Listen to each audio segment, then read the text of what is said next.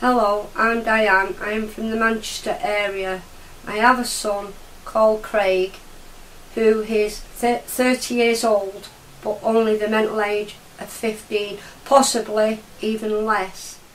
He's currently in prison because there was no safeguarding there for him. This is an appeal for people out there, if they've got vulnerable adults.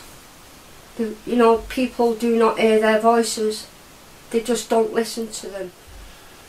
So how does it make you feel that neither your son nor you are being listened to? It makes me very angry. It's quite upsetting. Can't do nothing.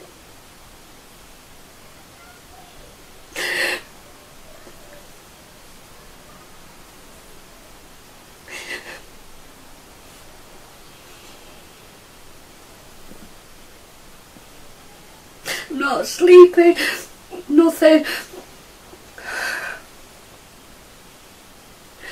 So wrong. So please sign the petition.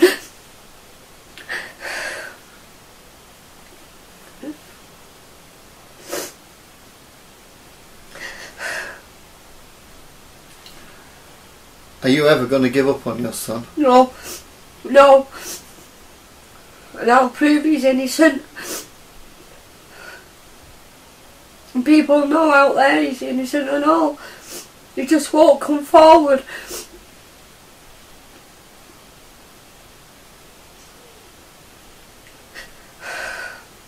And I'll help him the best way I can. No matter how long it takes me, I will keep fighting and fighting till these people come forward.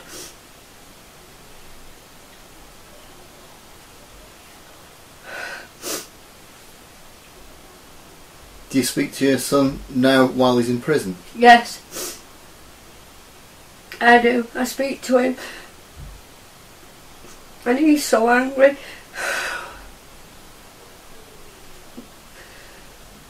He's all confused. He can't understand why he's in there when he hasn't done anything wrong. Not what they say anyway.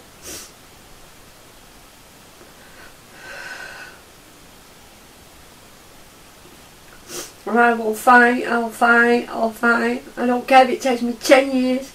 I'll keep fighting.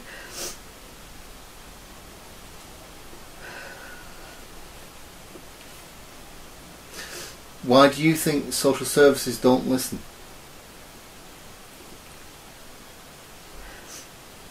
Because I think they just want him locked up.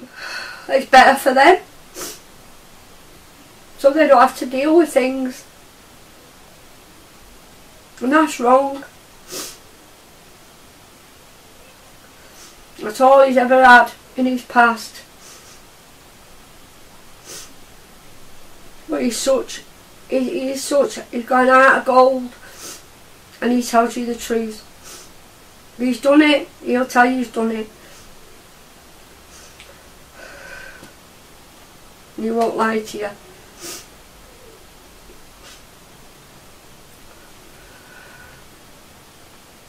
He was recently in court.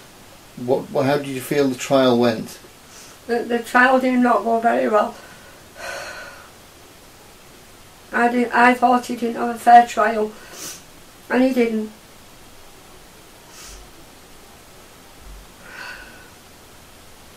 What makes you think or say that he had an unfair trial? Well, two witnesses were saying different, and then the girl, she was saying different to one of the witnesses, and then the jury made their mind up before we even started the trial. As long as I'm living, I ain't giving up. Social services mine, but I'm not. It's all what's better for them, innit? Have you told anyone else, as well as social services, about this? I told lots of people.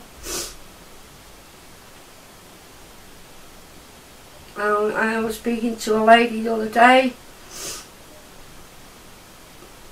and what, you know, 1 minute she's dead sympathy to me, which I don't want sympathy.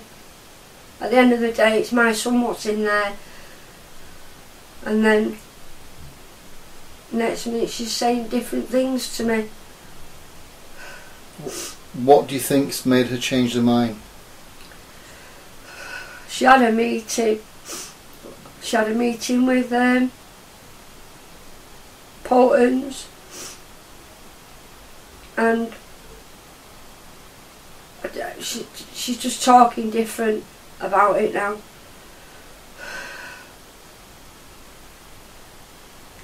So it's something whatever's said in that meeting.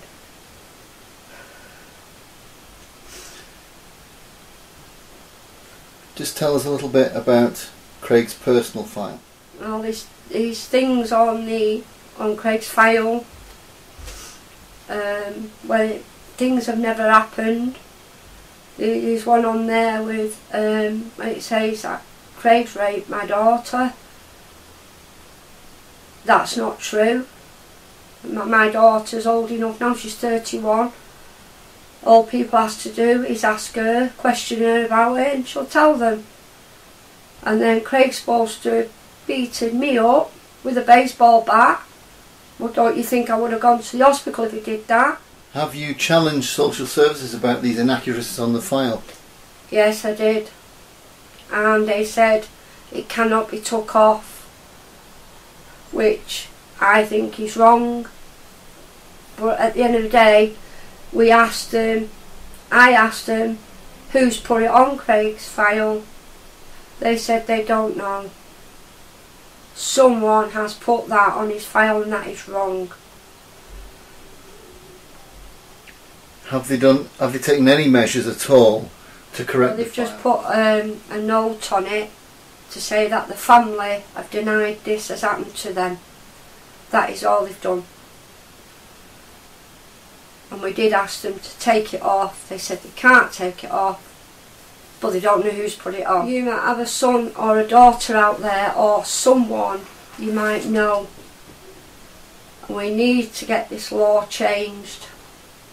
If not, they could be next.